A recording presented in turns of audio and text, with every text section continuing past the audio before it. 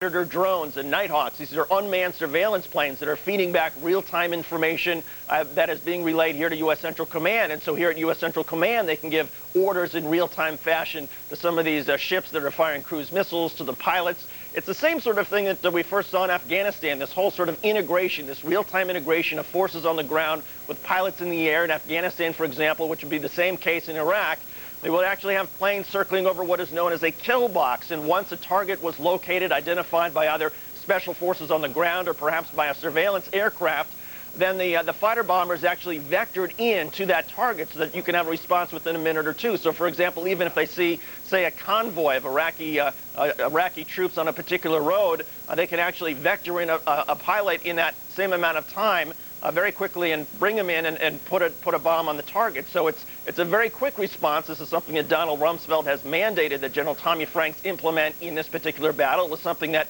was implemented to great effect in Afghanistan, and clearly we'll see all of that. But as far as the shock and awe, I think Carl Rochelle and others have it right. I think once it becomes apparent that perhaps if they didn't get Saddam Hussein, if there's no indication that they're going to be able to get Saddam Hussein to leave Baghdad or get some sort of revolution there, then I think you see everything ratcheted up to the next stage, which might be this massive display of U.S. firepower, again with a psychological component of convincing so many Iraqi soldiers that they simply don't stand a chance if they want to stay and fight. Bianca? Okay, we will wait and see. David Schuster, NBC News correspondent at Central Command in Qatar, a place no doubt we will be seeing briefings from throughout the next day. Sam, I'll send it back to you now. All right, thanks a lot, Bianca. Here in the Situation Room, we are joined right now by Colonel Jack Jacobs to talk more about this. And Colonel, not the shock and awe. This was a big surprise. No, it was a big surprise to me, too. We all been talking about it and expecting there to be thousands of strikes all at the same time. And I believe that this little baby step was precipitated by some intelligence that we wanted to take advantage of, not make the same mistake we made in Afghanistan.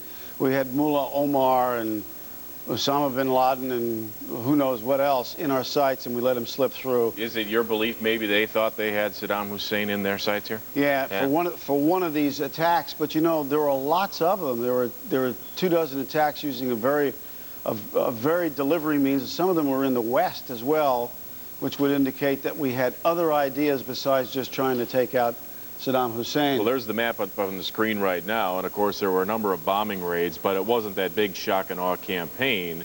But my question is this, do you think Saddam Hussein was in a bunker? Well, yes, either in a bunker or in an underground facility underneath some other facility that we knew about. Is there a bomb out there that can penetrate a bunker? Oh, yeah. Yeah, no problem, huh? Well, we've got these new bunker buster bombs with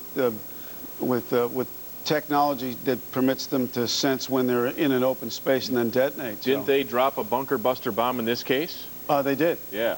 But we don't know whether he was really in there, or we had a report from somebody inside the Iraqi establishment who said he was in there and he really wasn't, or we don't know yet. It'll be a while before we find out exactly what took place for that particular strike, but there were lots of other ones, including some on airfields as far west as the border with Jordan. Very interesting. Right. Okay. Now I want to talk to you about the next wave, because we're in the lull, aren't we? There's another big wave. The big wave's probably coming, correct? Yes. Okay. Let's talk about some of the hardware that has been used in this initial rather surprise attack by just about all indications. Let's roll up that guys in the booth right now. Let's roll up some of this hardware, and we can talk about some of these pictures. What was used exactly here? We talked about that bunker buster bomb already. Yeah, the bunker buster bomb is a 2,000-pound bomb, most of which is explosive, that homes in on a specific place, and we don't have it up at the moment, but it homes in and then goes right through the top of the bunker or the facility, and detonates later on. Doesn't detonate on contact, but detonates later on when it gets inside the facility, destroying things inside instead of just detonating on the outside and just giving everybody a headache. Okay, guys in the booth, if you got more, just keep rolling them up, because we'll just keep talking about them as you roll them up. These are new and improved bunker buster bombs. But aren't most of the weapons new and improved, correct? Everything we've got has been improved since 11, 12 years ago. Tomahawk cruise missile. This is the sea-launched cruise missile that comes off the Aegis guided missile class cruisers and other ships that are in the task force. As you can see, it's subsonic, goes about little bit under 700 nautical miles. Got GPS guidance and is accurate down to 1 meter. And this is a picture. This is the picture that we've seen earlier tonight when they launched. Now you see that these were launched from places in the northern part of the Persian Gulf and from the Red Sea, which means they flew over Saudi Arabia to get to Baghdad, or over Kuwait to get to Baghdad. And we do know that just before these things were launched, a clear air message was given to Kuwait, to troops in Kuwait, to clear the airspace over Kuwait, ostensibly to make. And I just want to break in here real quick here, Jack, because we're getting a bulletin that's just crossing now. Sky News in London is reporting that troops in North Kuwait, as you speak of North Kuwait, have now been instructed to put on their gas masks.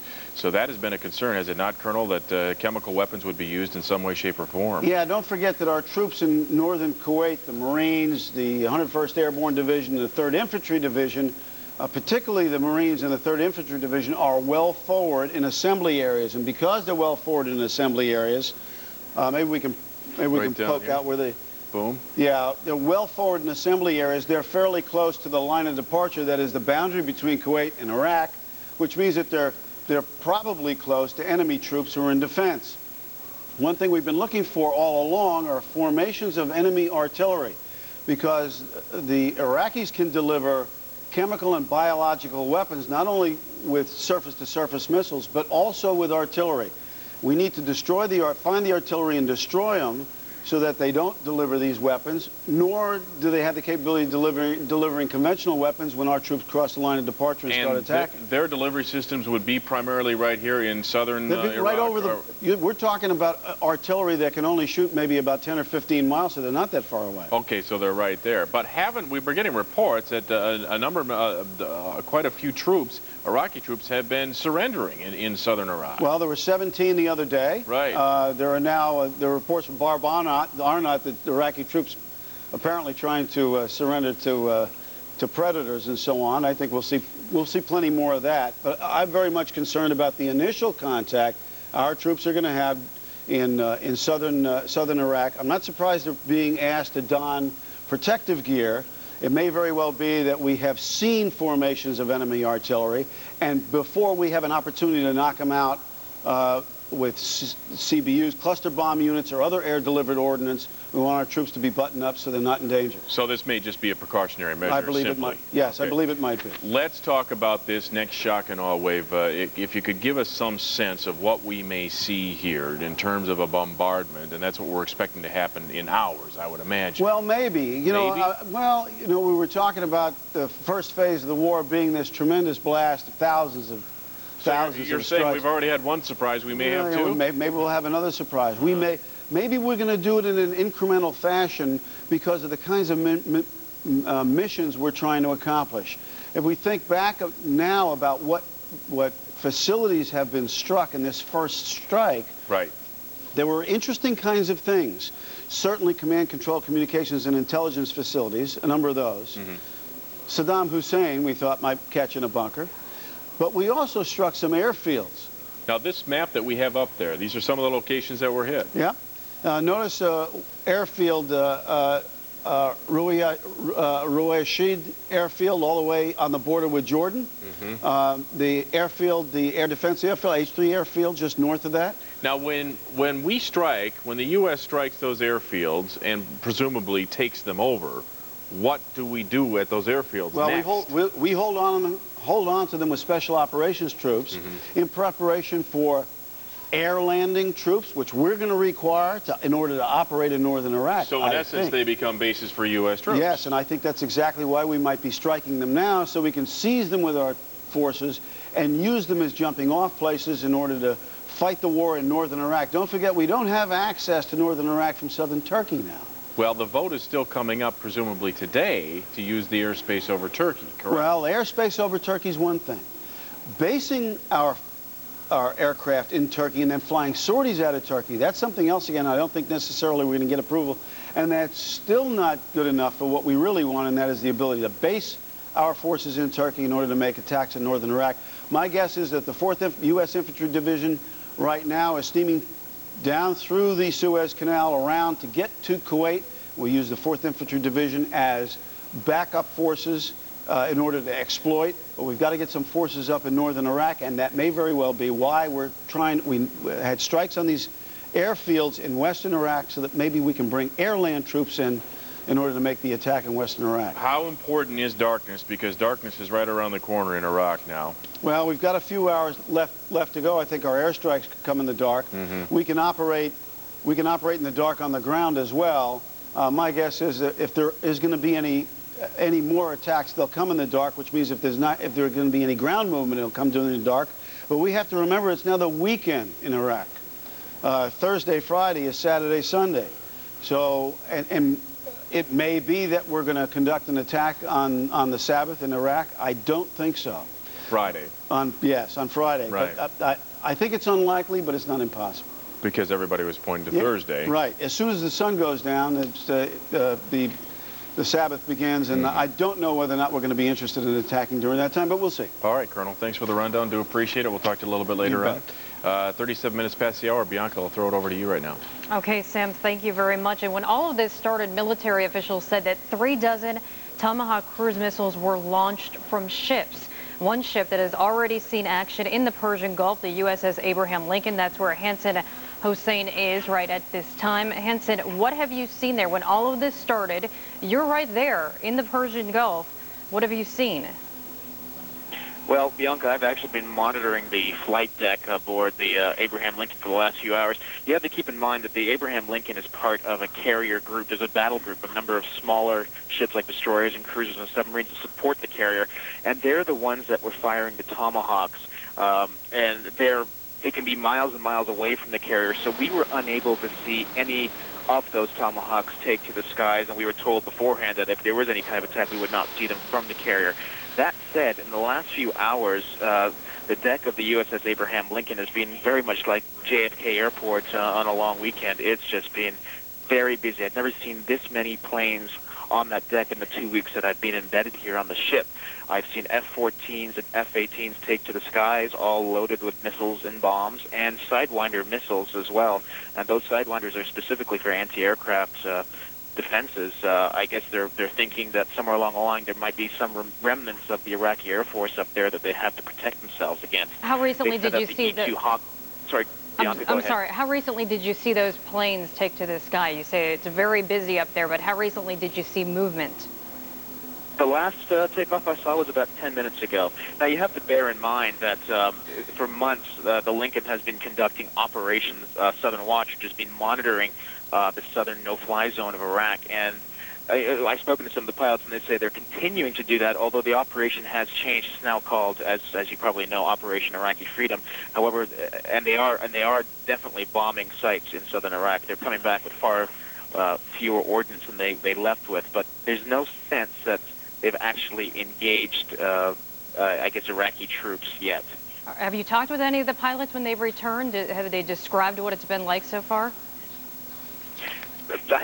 We haven't had a chance to speak to any of the pilots yet. In fact, the Navy has been clamping down on access to pilots after they get back from their missions. The last time we spoke to any pilots was early this morning as they were heading out, and they just continue to say it's business as usual. We may be leaving with a bunch of bombs and missiles. We may not come back with them. And we're still flying other stuff in Iraq as we were doing before. The mission may change, but right now I can't tell you much more than that. Yeah. What about the mood there on the USS Abraham Lincoln? A lot of troops that we saw interviewed said that they were just ready to go. It was kind of bothering them to just hang on and hang on. Did you feel a sense of anxiety, relief, excitement when all of this started? What is the mood there right now? I think there's definitely a calm determination here aboard the USS Abraham Lincoln, especially so because this ship has been out at sea, being deployed for a record number of months. It's one of the longest deployments in naval history, and these people are just dying to get home. And now to see that there's some kind of action on the horizon makes them feel, well, you know what, once this is over, we now have a clear sense that we're going to be getting home soon. So there's that. There's also a sense that, you know, we've been training for this for months. We've actually been in quasi-combat situations over southern Iraq. We know what it's like to be in this kind of situation, and it's great that we're finally putting our training to work. And we don't think it's going to be much different, maybe a little more frequent, but we feel that, you know, this is what we are sent here to do, and we're really glad that we're getting a chance to do it, and we believe we'll do it very well. Bianca? Okay, Hansen reporting for us from the Persian Gulf. Thank you very much. Sam. Thanks very much, Bianca. I want to get to a number of items that are crossing right now on the wire, a number of bulletins. First of all, a U.S. defense source is now saying that British troops were not involved in Thursday's attack. And then there is reaction from all across the globe, and I want to do a quick rundown on that. Russian Prime Minister says he regrets any military means that were used. Indonesia is at this hour strongly denouncing unilateral attacks. China is calling for the immediate halt of all attacks. Meantime, there is some support from Japan and the Philippines. They are supporting attacks from the United States. So we are now seeing at this hour reaction coming in from across the globe from the first attack that was made. We want to go right now to Waleed Fares. He's a Middle East expert and MSNBC analyst for us to talk more about a number of issues that are transpiring. And Professor Fares, good morning to you, sir. First of all, let's talk a little bit about Saddam Hussein. He appeared on television to his people, and he said that they would be victorious. What did you make of, first of all, his speech, and was that indeed, at least do you believe, Saddam Hussein? Well, yes, that was Saddam Hussein indeed. I analyzed the short speech. He tried to do two things at the same time, which is very difficult. Number one, to trigger interest in a continuous international support to Saddam Hussein, or at least anti-Americanism. He was calling on all those courageous people who can stop the United States on the one hand. Of course, he meant Russia, France, and other powers that are criticizing the United States. But at the same time, he spoke in religious terms. He spoke of jihad several times for a socialist. That's very strange. He also introduced another word, kuffar, which is infidels. I mean, this is the kind of speech that Osama bin Laden or Al Jazeera would use. What he's trying to do is to rally the fundamentalists on his right and, of course, still try to mobilize the international community to help him. Of course, there is a great deal of speculation that a number of his troops, his forces, do not support him and are now beginning to defect. Talk about that, if you will, right now. The reports that we are receiving, particularly from southern Kuwait, where a number of troops apparently are beginning to surrender. Well, basically, Saddam Hussein controls his army through his intelligence services. He controls his intelligence services through his party and his personal guard at this point. The real defection that would come is not just, few hundred of soldiers at the front lines who are fearing American advancing. The real defection will come when there will be a spot in Iraq, in this case could be Basra or Kirkuk in the north, whereby there will be a phased liberation. Other Iraqis, including members of the armed forces of Iraq, would like to see other free Iraqis under the Iraqi flag calling on them. The question is not defecting, it's defecting to whom? They don't want to defect to the Kuwaitis en masse, nor to the Americans. They really want to defect to another opposition, Iraqi opposition, on Iraqi soil. So as soon as an area, a significant area is freed, it will be in the interest of the United States and of the coalition to establish an immediate local Iraqi-based opposition power. Professor, I want to turn your attention right now to another item which is making news, this in Afghanistan, because of course you know a great deal about Al-Qaeda and the war on terrorism. There is word that about 1,000, I should say, U.S. troops launched a raid on villages in southeastern Afghanistan, and they are hunting for members of Al-Qaeda. This was timed almost simultaneously with this initial bombing in Iraq. What do you know about this hunt in Afghanistan? Well, from the perspective of Al-Qaeda, it was expected. They have tried in the past to mobilize and to basically do the first strike against the United States forces before we move into Iraq. Now, certainly Al-Qaeda would like to pose itself as the defender of Iraq, not the defender of Saddam Hussein. Now that this dual attack on Iraq and on Al-Qaeda basically would be received by the Al-Qaeda folks as we can do two fronts at the same time. Don't try to ignite terrorist activities elsewhere, because we are able to go on two theaters at the same time.